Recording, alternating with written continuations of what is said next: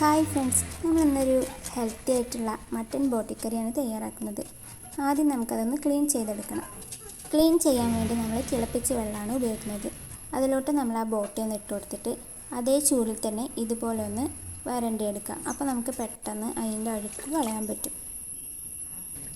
ഇനി നമുക്കിതൊന്ന് നന്നായി 3-4 വട്ടം കഴുകിയെടുക്കണം. ശേഷം ഇതുപോലെ ചെറിയ ചെറിയ കഷ്ണങ്ങളാക്കി കട്ട് ചെയ്തെടുക്കുക.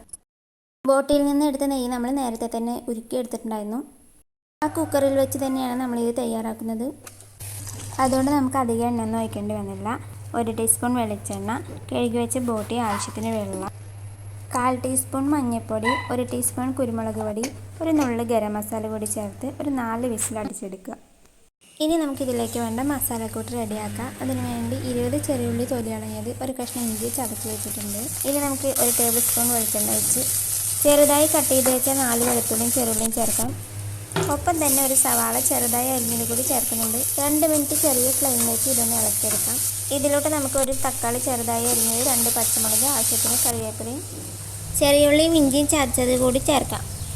ബോട്ടി വേവുമ്പോൾ തന്നെ നമ്മൾ ഉപ്പിട്ടുകൊണ്ട് ഇതിൽ നമ്മൾ കുറച്ച് ഉപ്പ് ചേർക്കണുള്ളൂ. ഇനി നമുക്ക് ഇതിലോട്ട് 1/4 ടീസ്പൂൺ ഉണക്കമുളക് ചതച്ചത്, 1/4 ടീസ്പൂൺ മഞ്ഞൾപ്പൊടി, 1 ടീസ്പൂൺ മല്ലിപ്പൊടി, 1/2 ടീസ്പൂൺ മുളക് പൊടി, 1/2 ടീസ്പൂൺ കുരുമുളക് പൊടി കൂടെ ചേർക്കാം. 1/4 ടീസ്പൂൺ ഗരം മസാല കൂടി ചേർത്ത് ഇത് നന്നായി മിക്സ് ചെയ്തെടുക്കാം. അങ്ങനെ നമ്മുടെ ബോട്ടിയുടെ കുക്കർ 4 വിസിലൊക്കെ അടിച്ചു, നന്നായി വെന്തിട്ടുണ്ട്. ഇതുപോലെ കാണാം കേട്ടോ. വേവിച്ച് വെച്ച ബോട്ടി നമുക്ക് ഇതുപോലെ ഈ മസാലയിലോട്ട് ചേർക്കാം. എന്നിട്ട് ഹൈ ഫ്ലെയിമിലിട്ട് നന്നായിട്ടൊന്ന് തിളപ്പിച്ചെടുക്കണം. ഇങ്ങനെ എണ്ണ ഇങ്ങനെ വേറിട്ട് നിൽക്കുന്ന സമയത്ത് നമുക്ക് കുറച്ച് മല്ലിയിലയും സവാള ഇട്ട് കൊടുക്കാം. അങ്ങനെ നമ്മുടെ ബോട്ടിക്കറി റെഡി ആയിട്ടുണ്ട്. നമുക്കിത് ചോറിൻ്റെ കൂടിയും ചപ്പാത്തിൻ്റെ കൂടിയും കഴിക്കാം. നമ്മളിന്നിവിടെ ചപ്പാത്തിയും തട്ടുകട സ്റ്റൈലിൽ കപ്പയും ബോട്ടിയാണ് തയ്യാറാക്കിയത്.